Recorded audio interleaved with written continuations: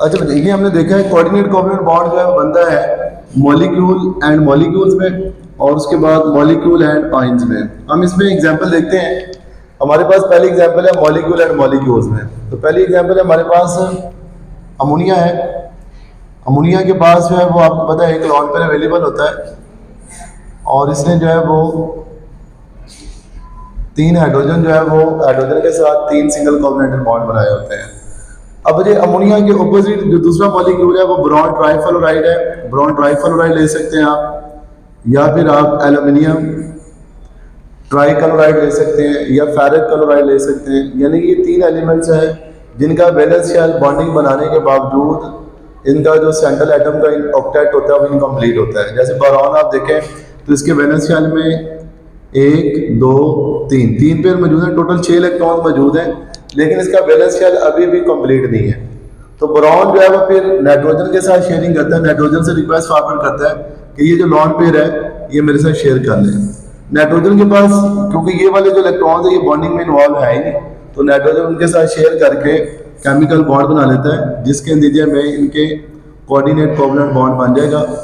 तो coordinate covalent bond को represent करने का जो तरीकेकार होगा वो बच्चे याद रखें, हम इसको एरो साइन से रिप्रेजेंट करेंगे। किससे रिप्रेजेंट करेंगे? हम इसको एरो साइन से रिप्रेजेंट करेंगे, और हम इसको जो है वो अडक्ट की फॉर्म में रिप्रेजेंट करेंगे। अब ये इलेक्ट्रॉन पेयर डोनर है, जो इलेक्ट्रॉन पेयर डोनेट करता है उसे हम डोनर कहते हैं, और जो इलेक्ट्रॉन पेयर एक्सेप्ट करता है उसे हम क्या कहते हैं? एक्सेप्टर कहते हैं। अब जी यहाँ पे याद रखें, टेल साइड जो है वो डोनर को रिप्रेजेंट करेगी, और जो हेड साइड है वो रिप्रेजेंट करेगी एक्सेप्टर को। अब इसके बाद ये पहली एग्जांपल आपको समझ लगी होगी। अमोनिया ने दो लॉन पेयर जो उसके पास अवेलेबल थे उसने बोरॉन ट्राइफ्लोराइड के साथ शेयर करके एक बॉन्ड बना लिया जिसे हम कोऑर्डिनेट कोवलेंट बॉन्ड कहते हैं।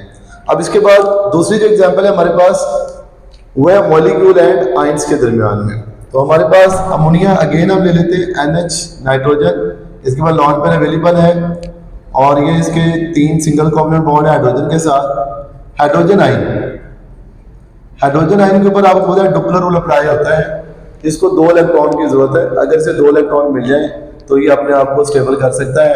तो ये नाइट्रोजन से रिक्वेस्ट फॉरवर्ड करेगा, नाइट्रोजन इसको जो है वो दो इलेक्ट्रॉन पे डोनेट कर देगा, जिसके नतीजे में नाइट्रोजन कोऑर्डिनेट कोवलेंट बॉन्ड बना लेगा हाइड्रोजन के साथ, और इस तरह से हमारे पास अमोनियम आयन की फॉर्मुलेशन हो जाएगी। अब यहाँ पे जो है वो ये डोनर है और ये जो है वो एक्सेप्टर है। तो हाइड्रोजन आयन यहाँ पे ये लिवर्स का कॉन्सेप्ट भी है, आगे आपने 10th क्लास में पढ़ना है कि जो इलेक्ट्रॉन पेयर डोनर होता है उसे हम बेस कहते हैं, और जो इलेक्ट्रॉन पेयर एक्सेप्टर होता है उसे हम क्या कहते हैं? एसिड कहते हैं। तो बच्चे अगर ये लॉन्ग क्वेश्चन आता है तो आपने इसकी डेफिनेशन लिखनी है, कंडीशन लिखनी है, और इसमें लॉन पेयर शेयरिंग को, लॉन पेयर का जिक्र करना है, जो कि मैंने आपको पहले बताया हुआ है कि वो इलेक्ट्रॉन है जो केमिकल बॉन्डिंग में हिस्सा नहीं लेते, उन्हें हम लॉन पेयर्स कहते हैं, उसका जिक्र करें। फिर उसके बाद आप दो एग्जांपल्स दें, मॉलिक्यूल है, मॉलिक्यूल के दरमियान में, मॉलिक्यूल और आयन के दरमियान में जो बॉन्ड बनता है उसे हम क्या कहते हैं? कोऑर्डिनेट कोवलेंट बॉन्ड कहते हैं। अब बच्चे इसके बाद अगला जो हमारे पास बॉन्ड है वो है मेटालिक बॉन्ड। मेटालिक बॉन्ड बच्चे अगर देखें हम तो अभी तक हमने जो बॉन्ड्स पढ़े हैं आयनिक, कोवलेंट, कोऑर्डिनेट कोवलेंट, तो मेटालिक बॉन्ड इन सबसे यूनिक है, क्योंकि जितने भी ये जो बॉन्ड्स है ये डिफरेंट एटम्स के दरमियान में थे, लेकिन जो मेटालिक बॉन्ड है ये एक ही एलिमेंट के अंदर अपना सेल्फ बॉन्ड है, जिसे हम मेटालिक बॉन्ड कहते हैं। मेटल्स के अंदर हमने देखा है कि मेटल, हम गैसेस और मेटल को अगर हम कंपेयर करें, नॉन मेटल और मेटल को, तो नॉन मेटल एग्जिस्ट करती है गैसियस स्टेट में, मेटल एग्जिस्ट करती है सॉलिड स्टेट के अंदर। तो क्या बेसिक डिफरेंस है इन बोथ एलिमेंट्स के अंदर? तो इनके अंदर जो बेसिक डिफरेंस है वो यही है कि जो मेटल्स होती हैं उनके अंदर जो है वो मेटालिक बॉन्ड पाया जाता है। तो मेटल्स के अंदर मेटालिक बॉन्ड्स पाया जाता है, जिसकी वजह से मेटल जो है वो कुछ प्रॉपर्टीज देती हैं, जिनमें जो है वो हार्ड होती हैं, टफ होती हैं, high melting point, boiling point होती हैं, और उसके अलावा जो है वो कंडक्टिविटी शो करती हैं हीट एंड इलेक्ट्रिसिटी की। That is only due to the metallic bond. तो what is the metallic bond? Metallic bond होता क्या है? बॉन्ड फॉर्म, एक बॉन्ड है जो बनता है between metal cation and its mobile are free electrons।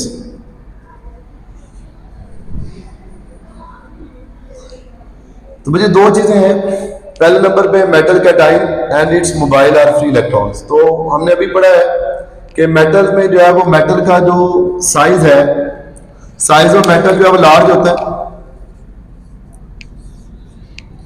Size of metal large होता है, जिसकी वजह से जो न्यूक्लियस का होल्ड है on their valence shell electrons वो बहुत वीक होता है, जिसकी वजह से मेटल के जो वैलेंस शेल इलेक्ट्रॉन्स हैं वो न्यूक्लियस के इन्फ्लुएंस से बाहर निकल जाते हैं, और वो जो इलेक्ट्रॉन्स हैं वो मेटल की स्फीयर के अंदर जो खाली जगह होती है उसके अंदर फ्लो करते हैं, यानी कि एक एंड से दूसरे एंड फिर वापस, और ये हर वक्त हरकत करते रहते हैं मेटल की स्फीयर के अंदर, जिसकी वजह से हम इन्हें मोबाइल या फ्री इलेक्ट्रॉन्स कहते हैं। जैसे कि हमारे पास सोडियम है, सोडियम मेटल है, तो सोडियम मेटल एक इलेक्ट्रॉन को लॉस करती है, ये मोबाइल या फ्री इलेक्ट्रॉन होगा, ये मोबाइल या फ्री इलेक्ट्रॉन होगा जो मेटल के स्फीयर के अंदर, मेटल की खाली जगह के अंदर मूव कर रहा होगा। और ये जो इलेक्ट्रॉन है ये टेम्परेरी एसोसिएशन करता है ईच कैटाइन के साथ। जैसे कि हम इसकी एलेबोरेशन हमें इलेक्ट्रॉन पूल थ्योरी से मिलती है। इलेक्ट्रॉन पूल थ्योरी में आप देखें, आपने जो है वो एक बॉक्स ले लें, इलेक्ट्रॉन पूल थ्योरी में इलेक्ट्रॉन पूल थ्योरी है या इसे इलेक्ट्रॉन गैस थ्योरी भी कहते हैं। बट इसमें जो कैटाइन्स हैं वो अपनी पोजीशन पर सस्टेन है, वो अपनी पोजीशन से मूव नहीं कर रहे, वो लोकलाइज्ड है, लेकिन जो इलेक्ट्रॉन्स हैं वो डीलोकलाइज्ड है, इलेक्ट्रॉन अपनी पोजीशंस पर मौजूद नहीं होंगे। इलेक्ट्रॉन्स जो है वो फर्ज कर लें ये डॉट्स जो है वो ये इलेक्ट्रॉन्स हैं। अब ये वाला इलेक्ट्रॉन्स अभी यहाँ पे इसके साथ इसका जो बॉन्ड बना है that is called metallic bond, लेकिन अगले ही लम्हे ये वाला इलेक्ट्रॉन हरकत करके यहाँ पे आ जाएगा, अब इसका बॉन्ड इसके साथ बन गया है जिसे हम मेटालिक बॉन्ड कहेंगे, और ये इलेक्ट्रॉन स्फीयर के अंदर हरकत करते रहेंगे। जब इलेक्ट्रॉन जिस कैटाइन के इन्फ्लुएंस में आएंगे उसके साथ ये बॉन्ड बना लेते हैं, जिसे हम फिर क्या कहते हैं, मेटालिक बॉन्ड कहते हैं। इस तरह से ये जो इलेक्ट्रॉन्स हैं ये स्फीयर के अंदर हरकत करते रहते हैं और इनका जो है वो मेटालिक बॉन्ड बनता और टूटता रहता है। यानी कि जब इलेक्ट्रॉन, ये वाला इलेक्ट्रॉन इधर है, इसका मेटालिक बॉन्ड इसके बाद आ गया, यहाँ पे जब आया है तो अब इसके साथ ये इसका जो मेटालिक बॉन्ड है वो वैनिश हो जाएगा और इसके साथ बनना शुरू हो जाएगा। यानी कि टेम्परेरी क्रिएशन ऑफ बॉन्ड है और इसमें ब्रेकिंग भी होती है और फॉर्मुलेशन भी होती है। तो क्योंकि आपको पता है कि मेटल के अंदर बहुत सारे इलेक्ट्रॉन्स होते हैं, ट्रिलियन से भी अबव होते हैं, जिसकी वजह से हर वक्त ये बॉन्ड बन भी रहा होता है और बॉन्ड टूट भी रहा होता है, जिसे हम मेटालिक बॉन्ड कहते हैं। और ये मेटल को स्ट्रेंथन करता है, मेटल के अंदर कुछ ऐसी प्रॉपर्टी इंड्यूस कर देता है जो नॉन मेटल्स के अंदर नहीं है। जैसे कि हमारे पास अगर हम इसकी प्रॉपर्टीज़ को देखें जो इसने मेटल के अंदर इंट्रोड्यूस की हैं, तो उनमें से अहम जो प्रॉपर्टीज़ हैं ये हार्ड होती हैं, हार्ड डेंस होंगी, उसके बाद हाई मेल्टिंग पॉइंट और बॉइलिंग पॉइंट होगा, हाई मेल्टिंग पॉइंट है, बॉइलिंग पॉइंट होगा। तीसरे नंबर पे ये गुड कंडक्टर्स होंगी, good conductor of heat and electricity.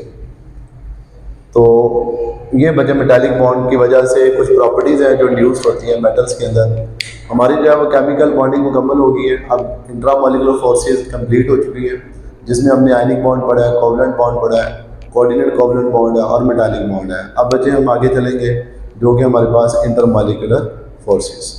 Okay students, अब हम आगे कंटिन्यू करते हैं। हमारे पास जो है वो टाइप्स ऑफ कोवलेंट बॉन्ड में एक रह गया था, पोलर कोवलेंट बॉन्ड और नॉन पोलर कोवलेंट बॉन्ड। तो बच्चे ये वाली जो टाइप है वो प्रोड्यूस होती है due to the nature of charge on a covalent bond. जैसे हमारे पास नॉन पोलर कोवलेंट बॉन्ड है और पोलर कोवलेंट बॉन्ड है। टू सिमिलर एटम्स के दरमियान में जो कोवलेंट बॉन्ड बनता है उसे हम क्या कहते हैं, नॉन पोलर कोवलेंट बॉन्ड कहते हैं। और टू डिफरेंट एटम्स के दरमियान में, हेटेरो एटम्स के दरमियान में जब कोवलेंट बॉन्ड बनता है तो उसे हम क्या कहते हैं, पोलर कोवलेंट बॉन्ड कहते हैं। फर्क क्या होता है बच्चे इसमें जो है वो शेड पेयर या बॉन्ड पेयर ऑफ इलेक्ट्रॉन जो होते हैं वो इक्वली शेड होते हैं। जैसे आप गौर से देखें हाइड्रोजन में, हाइड्रोजन का एक इलेक्ट्रॉन है, ये दूसरा इलेक्ट्रॉन है, तो ये दोनों से इक्वली स्पेस्ड है। और इनका जो डेल्टा एन है, यानी कि इलेक्ट्रॉन नेगेटिविटी का जो डिफरेंस है वो भी ऑलमोस्ट जीरो है। तो जब इलेक्ट्रॉन नेगेटिविटी का डिफरेंस जीरो होगा तो जो इलेक्ट्रॉन का शेड पेयर है वो इक्वली डिस्ट्रीब्यूट होगा दोनों एटम्स के दरमियान में, जिसकी वजह से इन पर कोई भी डाइपोल क्रिएट नहीं होगा। तो ये हमारे पास जो है वो नॉन पोलर कोवलेंट बॉन्ड होगा। और इसके बाद हमारे पास पोलर कोवलेंट बॉन्ड है। पोलर कोवलेंट बॉन्ड की तारीफ आप देखें तो डिफरेंट एटम्स के दरमियान में बनेगा शेड पेयर या bond pair of electron not equally attracted, ये इक्वली अट्रैक्टेड नहीं होगा। अब यहाँ पे हमारे पास एग्जांपल है वो हाइड्रोजन और क्लोरीन की है।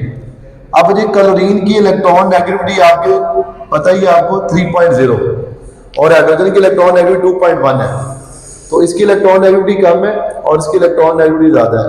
आपने इलेक्ट्रॉन नेगेटिविटी की तारीफ अगर याद हो आपको तो आपको पता है इलेक्ट्रॉन नेगेटिविटी क्या तारीफ है, the tendency of an element to attract the shared pair of electron toward itself. Shared pair of electron, तो यानी कि ये जो शेड पेयर ऑफ इलेक्ट्रॉन है, ये जो इलेक्ट्रोनेगेटिव एलिमेंट है ये अपनी जानब ज्यादा अट्रैक्ट कर लेगा, जिसकी वजह से ये इक्वली डिस्ट्रीब्यूट नहीं होगा। ये जो बॉन्ड पेयर है ये क्लोरीन की तरफ स्लाइडली लार्जर मूव कर जाएगा। जब ये क्लोरीन की तरफ स्लाइडली मूव कर जाएगा तो उसकी वजह से क्लोरीन पर चार्ज क्रिएट हो जाएगा पार्शियल नेगेटिव, और हाइड्रोजन से क्योंकि ये अवे चला गया, दूर चला गया है, और उस पर पार्शियल पॉजिटिव चार्ज क्रिएट हो जाएगा। जिस ये वाला जो परमानेंट इसे हम ये वाला जो डाइपोल क्रिएट हुआ है ये due two electron negativity difference की वजह से क्रिएट हुआ है, जिसकी वजह से हम इसे डाइपोल कहेंगे। ये मैंने डाइपोल की तारीफ मार्क कर दी है, लिख दी है। Creation of charges on a molecule due to difference in electron negativity is called, उसे हम फिर क्या कहते हैं, डाइपोल कहते हैं। अब जो आपकी एक्सरसाइज में एक सवाल है, what is the relationship between the polarity and electron negativity. तो भाई इलेक्ट्रॉन नेगेटिविटी का जो डिफरेंस है अगर ये ग्रेटर होगा तो पोलैरिटी भी ज्यादा होगी। अगर इलेक्ट्रॉन नेगेटिविटी की डिफरेंस ज्यादा होगा तो पोलैरिटी भी ज्यादा होगी, और जो बॉन्ड होगा पोलर कोवलेंट बॉन्ड वो स्ट्रॉन्गर होगा। तो इसलिए बच्चे याद रखना है इलेक्ट्रॉन नेगेटिव डिफरेंस अगर ज्यादा होगा पोलैरिटी भी ज्यादा होगी। जैसे HCl है तो यहाँ पे डिफरेंस है, अगर आप देखें क्लोरीन का 3.0 है और हाइड्रोजन की 2.1 है तो डिफरेंस 0.9 का है। और अगर हम यही बॉन्ड हाइड्रोफ्लोरिक एसिड में देखें तो हाइड्रोफ्लोरिक एसिड के अंदर जो डिफरेंस होगा 2.1 4.0 तो डिफरेंस होगा हमारे पास ये 1.9 का। तो 1.9 का डिफरेंस जो है वो ये बहुत ज्यादा पोलर कोवलेंट बॉन्ड होगा और उसकी स्ट्रेंथ जो है आयनिक बॉन्ड के इक्वल होगी। लेकिन ये आयनिक नहीं होगा क्योंकि आयनिक आपको पता है कि आयनिक बॉन्ड मेटल और नॉन मेटल के दरमियान में बनता है, क्योंकि हाइड्रोजन और फ्लोरीन दोनों नॉन मेटल है। तो नॉन मेटल और नॉन मेटल के दरमियान में कोवलेंट बॉन्ड ही होगा और हम इसे पोलर कोवलेंट बॉन्ड कंसीडर करेंगे। उसके बाद बच्चे हमारे पास यहाँ पे याद रखें ये दूसरा पॉइंट है कि ये प्योर कोवलेंट बॉन्ड होगा और ये इम्प्योर कोवलेंट बॉन्ड होगा। उसके बाद जो है वो जो इसमें है नो डाइपोल क्रिएटेड, इसमें डाइपोल प्रोड्यूस नहीं होंगे, और जो हमारे पास पोलर कोवलेंट बॉन्ड है इस पर जो है वो डाइपोल क्रिएट्स होंगे, इसमें डाइपोल क्रिएट्स होंगे। लास्ट पॉइंट है हमारे पास पोलर और नॉन पोलर कोवलेंट बॉन्ड से रिलेटेड इलेक्ट्रॉन नेगेटिविटी डिफरेंस और केमिकल बॉन्डिंग का क्या आपस में रिलेशनशिप है। तो मुझे आयनिक बॉन्ड के लिए जरूरी है कि इलेक्ट्रॉन नेगेटिव डिफरेंस या तो 1.7 हो या उससे ग्रेटर हो, और दूसरा पोलर कोवलेंट बॉन्ड के लिए इलेक्ट्रॉन नेगेटिविटी का डिफरेंस 0.7 से लेकर 1.5 होना चाहिए। नॉन पोलर कोवलेंट बॉन्ड का जो डिफरेंस है वो 0.1 से लेकर 0.6 होना चाहिए। ऐसा क्यों है? क्योंकि अभी हमने ये कहा है कि non polar covalent bond similar atoms के दरमियान में बनता है। बच्चे कुछ non polar covalent bond different atoms के दरमियान में बनते हैं जिनकी कंपेरेबल इलेक्ट्रॉन नेगेटिविटी होती है, जैसे hydrocarbons, alkane, alkyne, alkynes. Carbon और हाइड्रोजन के दरमियान में ये जो बॉन्ड बनता है उनमें इलेक्ट्रॉन नेगेटिव डिफरेंस हाइड्रोजन का 2.1 है और कार्बन का 2.5 है, डिफरेंस 0.54 का होता है, जिसकी वजह से ये नॉन पोलर कोवलेंट बॉन्ड होगा। अब बच्चे आगे चलते हैं इंशाल्लाह। ओके स्टूडेंट्स, अब आगे हमारे पास जो है वो ब्रीफ डिस्क्रिप्शन है पैसिव फोर्सेस का। What is the passive forces? Passive forces को हम अट्रैक्टिव फोर्सेस भी कहते हैं। अट्रैक्टिव फोर्सेस हमारे पास दो किस्म की होती हैं, एक होती है इंट्रामॉलिक्यूलर फोर्सेस और एक होती है इंटरमॉलिक्यूलर फोर्सेस। वर्ड पे गौर करें, intra and intermolecular forces. Intra से क्या मुराद होता है? विद इन, आपने ये बायो में आम टर्म देखी हुई इंट्रा सेलुलर सेल के अंदर और इंटर सेलुलर बिटवीन सेल्स, तो यहाँ पे भी ऐसी है, इंट्रा से मुराद विद इन मॉलिक्यूल है। The attractive forces present with in a molecule is called intramolecular forces. और बचे जो इंटरमॉलिक्यूलर फोर्सेस हैं वो होती है between molecule. The attractive forces present between molecule is called intermolecular forces. अब जी यहाँ पे इंट्रामॉलिक्यूलर फोर्सेस में आयनिक बॉन्ड है, ये हमने पढ़ लिया है। Covalent bond, coordinate covalent bond और मेटालिक बॉन्ड, ये इंट्रामॉलिक्यूलर फोर्सेस आती हैं। इनको हमने इससे पहले चैप्टर के पहले हिस्से में हमने इसको डिस्कस कर लिया था। और जो इंटरमॉलिक्यूलर फोर्सेस हैं ये भी चार होती हैं, डाइपोल डाइपोल है, हाइड्रोजन बॉन्डिंग है, उसके बाद डिबे फोर्सेस हैं जिन्हें हम डाइपोल इंड्यूस्ड डाइपोल फोर्सेस कहते हैं, और दूसरी लंदन फोर्सेस हैं। बहरहाल हमने इनको यहाँ पे डिस्कस नहीं करना, हमारा जो फोकस होगा वो डाइपोल डाइपोल और हाइड्रोजन बॉन्डिंग के ऊपर होगा। तो बच्चे याद रखें, जो इंट्रामॉलिक्यूलर फोर्सेस होती हैं स्ट्रांग होती हैं, इंटरमॉलिक्यूलर फोर्सेस वीक होती हैं। इसको मैंने दिखाया आपके सामने, ये HCl है, ये विद इन मॉलिक्यूल है जो कि पोलर कोवलेंट बॉन्ड है। कौन सा है? पोलर कोवलेंट बॉन्ड है, और ये स्ट्रॉन्गर होंगी। जो इंटरमॉलिक्यूलर फोर्सेस हैं वो हम डॉटेड लाइन में रिप्रेजेंट करते हैं। जो इंट्रामॉलिक्यूलर फोर्सेस हैं ये कंप्लीट लाइन से रिप्रेजेंट होंगी, इंटरमॉलिक्यूलर फोर्सेस को आप डॉटेड लाइन से रिप्रेजेंट करेंगे। तो बच्चे ये इंटरमॉलिक्यूलर फोर्सेस हैं। अब हमने इनको जो है वो ब्रेक किया है। तो बच्चे आपके सामने HCl के दरमियान में कोवलेंट बॉन्ड को तोड़ने के लिए हमें 430 किलो जॉल पर मोल एनर्जी रिक्वायर्ड होती है, लेकिन HCl के दरमियान में ये जो वीक इंटरमॉलिक्यूलर फोर्सेस इनको तोड़ने के लिए हमें जस्ट 17 किलो जॉल पर मोल एनर्जी की जरूरत होती है। तो जो इंटरमॉलिक्यूलर फोर्सेस हैं ये वीक फोर्सेस होती हैं, और जो इंट्रामॉलिक्यूलर फोर्सेस हैं ये केमिकल प्रॉपर्टी डिसाइड करती हैं कंपाउंड्स की, एक मॉलिक्यूल की केमिकल प्रॉपर्टीज को डिसाइड करेंगी।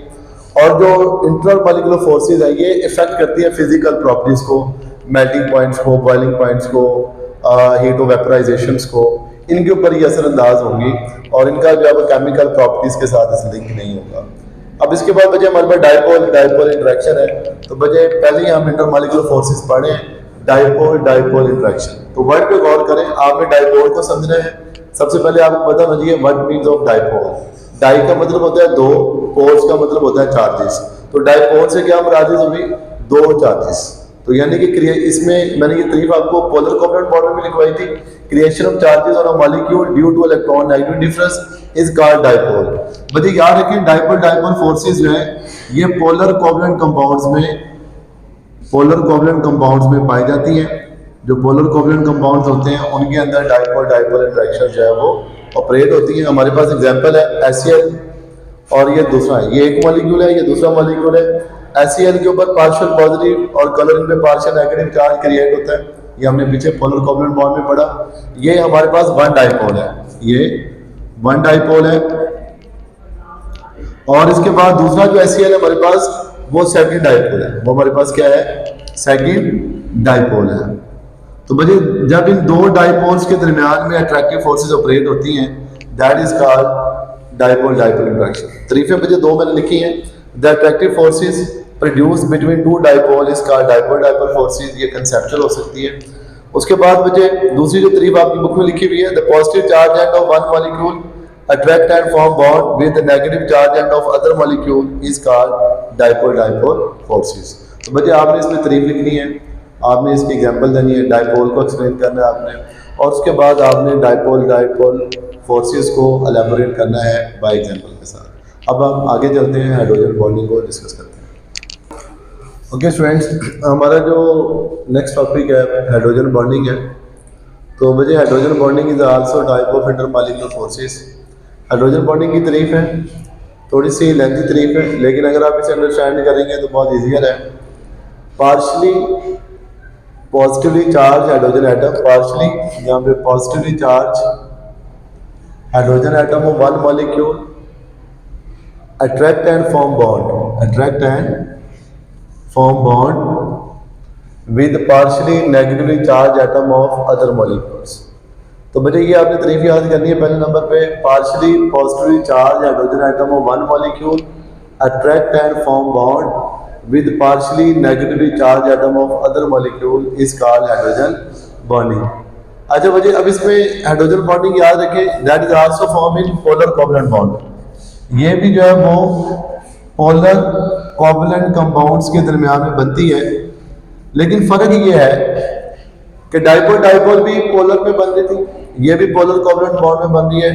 तो वजह यह है कि यहाँ पे जो हाइड्रोजन है, जब हाइड्रोजन कोवलेंट बॉन्ड बनाएगी 3 एलिमेंट के साथ, पहले नंबर पे फ्लोरीन, फिर ऑक्सीजन और फिर नाइट्रोजन। और अगर आप देखें इसकी हाईएस्ट इलेक्ट्रॉन नेगेटिविटी है, यानी कि 4.0, और ये सेकंड हाईएस्ट, इसकी जो इलेक्ट्रॉन नेगेटिविटी है वो 3.5, और नाइट्रोजन जो है वो थर्ड हाईएस्ट इलेक्ट्रॉन नेगेटिविटी है जो कि 3.2। तो यानी कि ये मोस्ट इलेक्ट्रोनेगेटिव एलिमेंट्स हैं। जब हाइड्रोजन इनके साथ बॉन्ड बनाता है तो इनके दरमियान में हाइड्रोजन बॉन्ड इस्टेब्लिश हो जाएगा। मुझे हमारे पास बहुत सारे एग्जांपल्स हैं। हमारे पास पहले जो हम एक एग्जांपल को स्टडी कर रहे हैं यहाँ पे वाटर को। वाटर का फार्मूला बजे आपको H2O है, हाइड्रोजन, ऑक्सीजन और हाइड्रोजन। हाइड्रोजन के साथ 2 हाइड्रोजन एक ऑक्सीजन के मॉलिक्यूल के साथ अटैच होती है, इसमें पार्शियल पॉजिटिव, पार्शियल नेगेटिव और पार्शियल पॉजिटिव चार्ज क्रिएट होता है। ये 1 मॉलिक्यूल है, ये दूसरा मॉलिक्यूल है, इसमें भी partial positive, partial negative, partial positive charge create है। अब होता है ये बेटे, partially positive charge hydrogen atom of 1 molecule attract and form bond with partially negatively charge atom of other molecule is called hydrogen bond. तो ये हमारे पास hydrogen bonding है। हम इसे रिप्रेजेंट करेंगे डॉटेड लाइंस के अंदर। तो हमने इसको डॉटेड लाइन के अंदर जो है वो रिप्रेजेंट किया हुआ है, और ये स्ट्रॉन्गर फोर्सेस होती है as compared to dipole dipole forces के। हमने इनकी जो स्ट्रेंथ है वो यानी कि जो है वो डाइपोल डाइपोल फोर्सेस से स्ट्रॉन्गर है, और इनके हमें जो इम्पैक्ट्स नजर आते हैं वोटर्स, अगर हम इसकी देखें तो सबसे पहले फिजिकल प्रॉपर्टीज पर ये इन्फ्लुएंस होती है, मेल्टिंग पॉइंट और बॉइलिंग पॉइंट के ऊपर। इथेनॉल का बॉइलिंग पॉइंट 78 सेल्सियस है, पानी का जो बॉइलिंग पॉइंट है 100 सेल्सियस है ड्यू टू हाइड्रोजन बॉन्डिंग। उसके बाद मुझे डेंसिटी ऑफ आइस है। और डेंसिटी क्या होती है? डेंसिटी आपको पता ही है, मास टू वॉल्यूम रेशियो। डेंसिटी से क्या मुराद है? मास टू वॉल्यूम रेशियो है। तो मुझे हमारे पास जो वाटर की डेंसिटी है वो 1 ग्राम पर सेंटीमीटर क्यूब है। लेकिन जब आइस बनती है, जब हम पानी को फ्रीज करते हैं, पानी का टेम्परेचर कम करते हैं, तो उसके मॉलिक्यूल्स जो है वो उनके दरमियान में एम्प्टी स्पेसिस क्रिएट होती हैं। स्पेसिस क्रिएट होती है in the structure of ice due to hydrogen bonding. क्योंकि जब लिक्विड है तो उसके मॉलिक्यूल ऑर्डर्ड अरेंजमेंट में नहीं होते, लेकिन जब लिक्विड से सॉलिड फॉर्म में जाना है तो पानी के जो मॉलिक्यूल है वो ऑर्डर्ड अरेंजमेंट करते हैं। जब ऑर्डर्ड अरेंजमेंट करते हैं तो उनका एक ओपन स्ट्रक्चर बन जाता है और उनमें एम्प्टी स्पेसिस क्रिएट हो जाती हैं। और वो जो एम्प्टी स्पेसिस क्रिएट होने की वजह से जो बर्फ है उसका वॉल्यूम इंक्रीज हो जाता है। वॉल्यूम इंक्रीज होने की वजह से उसकी डेंसिटी डिक्रीज हो जाती है। तो आइस की डेंसिटी, आइस के स्ट्रक्चर में ऑलमोस्ट 9% एम्प्टी स्पेसिस क्रिएट होती हैं, जिसकी वजह से आइस की डेंसिटी जो है वो कम होती है एज कम्पेयर टू वाटर। और यही वजह है कि आइस फ्लोट करती है on the surface of water. तो आपको ये सवाल मुख्तलिफ तरह से आ सकता है, why ice float on surface of water. तो आप लिखेंगे because density of ice less than water, therefore. और इसमें आपने ये भी मेंशन करना है कि आइस की डेंसिटी कितनी है और पानी की डेंसिटी कितनी है, और देन आप इसको जो है एलैबोरेट करेंगे। ओके बच्चे, ये हाइड्रोजन बॉन्डिंग था, कंप्लीट हो गया। अब इससे आगे चलते हैं। अब हमारा जो है वो लास्ट लेक्चर है इस चैप्टर का, केमिकल बॉन्डिंग का और स्ट्रक्चर ऑफ मॉलिक्यूल्स का बच्चे। हमने इसमें जो है वो डिटेल डिस्कशन की है इंटरमॉलिक्यूलर फोर्सेस की, इंट्रामॉलिक्यूलर फोर्सेस की। अब बच्चे हमारे पास प्रॉपर्टीज़ हैं जिनमें हमारे पास आयनिक कंपाउंड्स हैं, प्रॉपर्टीज़ ऑफ आयनिक कंपाउंड्स हैं, प्रॉपर्टीज़ ऑफ कोवलेंट कंपाउंड्स हैं और प्रॉपर्टीज़ ऑफ मेटल्स हैं। तो ये बच्चे आपने प्रिसाइज कर लेनी है। तो हमारे पास सबसे पहले आयनिक कंपाउंड्स हैं। तो आयनिक कंपाउंड बच्चे आपको पता है क्रिस्टलाइन सॉलिड है। हम शुरू से डिस्कस करते आ रहे हैं चैप्टर 1 से कि क्रिस्टलाइन सॉलिड क्या होते हैं। क्रिस्टलाइन सॉलिड ऐसे होते हैं, क्रिस्टल आपको पता है कि एक ऐसी स्पेसिफिक ज्योमेट्रिकल शेप को हम क्या कहते हैं? क्रिस्टलाइन सॉलिड कहते हैं, क्रिस्टल कहते हैं। जैसे कि हमारे पास ये क्यूबिक क्रिस्टल है, ये NaCl का स्ट्रक्चर है क्यूबिक फॉर्म के अंदर। और इसमें जो है बच्चे जो अपोजिट चार्ज आयंस हैं उन्होंने एक दूसरे को जो है वो सराउंड किया होता है और ये एक इंटैक्ट फॉर्म बनाते हैं जिसे हम क्रिस्टल कहते हैं। आयनिक कंपाउंड की अगर हम प्रॉपर्टीज देखें तो बच्चे ये क्रिस्टलाइन सॉलिड्स हैं, इनकी स्पेसिफिक ज्योमेट्रिकल शेप है, ये आपकी हेडिंग बनेगी प्रॉपर्टीज में। नॉन कंडक्टर है सॉलिड स्टेट में से। सॉलिड स्टेट में आयनिक कंपाउंड में से करंट नहीं गुजरता, लेकिन जब आप आयनिक सॉलिड को डिजॉल्व कर लेते हैं वाटर के अंदर या उसे आप वाटर फॉर्म में ले जाते हैं, पिघला लेते हैं, लिक्विड फॉर्म में कन्वर्ट कर देते हैं, तो देन उनमें से इलेक्ट्रिसिटी पास हो जाएगी। तो ये आपके एक्सरसाइज का सवाल भी है कि आयनिक सॉलिड जो है वो गुड कंडक्टर है in solution and molten form by. तो बच्चे सोल्यूशन एंड मॉल्टन फॉर्म में आयनिक कंपाउंड कंडक्टर है due to mobile ions, due to free ions, कि जब आप NaCl को पानी में डिजॉल्व करेंगे, जैसे कि हमारे पास ये वाटर ले लिया, तो जब हम NaCl को इसमें डिजॉल्व करेंगे तो ये सोडियम और क्लोराइड आयन बन जाएंगे, और ये सोडियम और क्लोराइड आयन अपनी जो रिस्पेक्टिव इलेक्ट्रोड्स होंगी ये उसकी तरफ फ्रीली मूव करेंगे, जिसकी वजह से इनमें जो है वो करंट का फ्लो होना शुरू हो जाएगा। जो सोडियम है वो नेगेटिव की तरफ और क्लोरीन जो है वो पॉजिटिव की तरफ फ्लो करेगा। तो यहाँ पे आयंस की वजह से करंट फ्लो होगा। उसके बाद तीसरी प्रॉपर्टी है, इनका हाई मेल्टिंग पॉइंट और बॉइलिंग पॉइंट होगा, क्योंकि the strongest bond ionic bond है, तो जिसकी वजह से इनका मेल्टिंग पॉइंट और बॉइलिंग पॉइंट हाई होगा। NaCl का मेल्टिंग पॉइंट आपके सामने 800 सेल्सियस है और boiling point of NaCl 14-13 Celsius है। बच्चे ये आपने MCQs के लिए रेडी करना है, ये आपके MCQs के तौर पे आ सकता है, बोर्ड में ये पिछले साल आ भी चुका है। मेल्टिंग पॉइंट ऑफ NaCl कितना है? 800 सेल्सियस। उसके बाद बच्चे सॉल्युबल इन पोलर सॉल्वेंट, क्योंकि आयनिक कंपाउंड पोलर होते हैं, परमानेंट पोलर है, तो जिसकी वजह से ये सॉल्युबल होंगे पोलर सॉल्वेंट्स में। ये नॉन पोलर सॉल्वेंट जैसे ईथर है, अल्कोहल है, एसीटोन है, उसके अंदर हाल नहीं होंगे। अब इसके बाद बच्चे प्रॉपर्टीज ऑफ कोवलेंट कंपाउंड्स हैं। The smallest particle of a covalent compound is called molecules. Covalent compound आपको पता है मॉलिक्यूलर फॉर्म में एग्जिस्ट करते हैं, आयनिक कंपाउंड फार्मूला यूनिट की फॉर्म में एग्जिस्ट करते हैं। तो बच्चे ये मॉलिक्यूल है, मॉलिक्यूल आपको पता है micro molecule and macro molecules.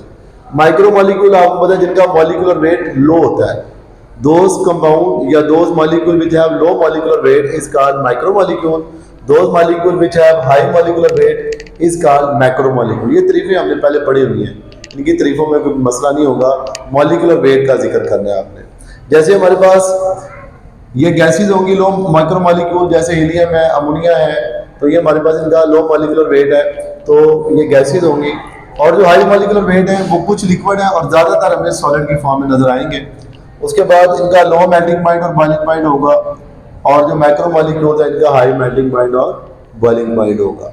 अब इसके बाद बच्चे प्रॉपर्टीज हैं, ये बैड कंडक्टर ऑफ इलेक्ट्रिसिटी है, इनमें से करंट पास नहीं होता, क्योंकि ये नॉन पोलर होते हैं, ना इनमें फ्री आयंस है ना ही फ्री इलेक्ट्रॉन्स है, तो जिसकी वजह से इनमें से करंट फ्लो नहीं होगा। इसके बाद बच्चे जो पोलर कोवलेंट कंपाउंड है, यानी कि पोलर कोवलेंट कंपाउंड वो कंडक्टर हैं जब आप उन्हें डिजॉल्व करते हैं पोलर सॉल्वेंट के अंदर। ये इसमें थोड़ी सी यानी कि है कि जो पोलर सॉल्वेंट है जब हम उन्हें पानी के अंदर या पोलर सॉल्वेंट के अंदर डिजॉल्व कर लेते हैं तो वो सॉल्युबल हो जाते हैं ड्यू टू आयंस। किसकी वजह से सॉल्युबल हो जाते हैं? ड्यू टू आयंस की वजह से। उसके बाद बच्चे क्योंकि माइक्रो मॉलिक्यूल्स हैं तो इनका लो मेल्टिंग पॉइंट और बॉइलिंग पॉइंट होगा। इसके बाद जो लार्ज कोवलेंट, देखें ये तो माइक्रो मॉलिक्यूल्स, ये ऊपर भी लिखा है, अब यहाँ पे दोबारा large covalent molecule form covalent crystal which are very stable and hard having high melting point and boiling point. तो जिनका लार्ज कोवलेंट क्रिस्टल है, जैसे डायमंड है, ग्रेफाइट है, बकीबॉल्स है, तो ये कोवलेंट कंपाउंड्स हैं, लेकिन इनका जो मेल्टिंग पॉइंट और बॉइलिंग पॉइंट है वो बहुत ज्यादा होता है। उसकी वजह ये होती है कि ये वेरी स्टेबल होते हैं और हार्ड होते हैं, जिसकी वजह से इनका मेल्टिंग पॉइंट और बॉइलिंग पॉइंट ज्यादा होगा। उसके बाद बच्चे सॉल्युबिलिटी है, तो सॉल्युबिलिटी का थोड़ा सा ना आपने मद्देनजर रखना है कि कौन सा कोवलेंट कंपाउंड है, नॉन पोलर है या पोलर है।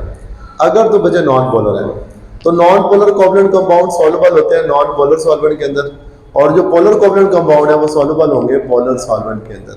तो यहाँ पे ये पहले नॉन पोलर का लिखा हुआ है, यूजुअली आमतौर पे ये पानी में हल नहीं होते, ये सॉल्युबल होते हैं नॉन एक्वा सॉल्वेंट्स के अंदर, like non polar, like ether है, एसीटोन है, क्लोरोफॉर्म है, तो उनके अंदर हल होते हैं।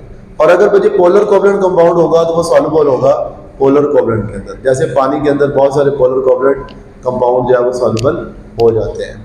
इसके बाद मेटल्स, और मेटल्स की केमिकल प्रॉपर्टीज है फिजिकल्स, तो दे शो मेटालिक लस्टर। तो लस्टर से क्या मुराद होती है? चमक। तो मेटल्स जो होती हैं इनके पास जो है वो चमक मौजूद होती है, ये मेटालिक लस्टर शो करती हैं। उसके बाद बच्चे दूसरे नंबर पे metals are malleable and ductile. Malleable and ductile, what is a malleable and ductile? Malleable से क्या मुराद है? Metal can be change into sheets, metal को आप मोल्ड कर सकते हैं इनटू शीट्स के अंदर, यानी कि आप मेटल को गर्म करके उसे आप हैमरिंग करेंगे तो वो मेटल शीट के अंदर चेंज हो जाएगी। आप लोहार को देख लो, उसके बाद लोहे का पीस होता है, तो वो उसे मेट हीट करता है, रेड हॉट करता है, उसके बाद उसको कूट कर वो शीट में कन्वर्ट कर देता है।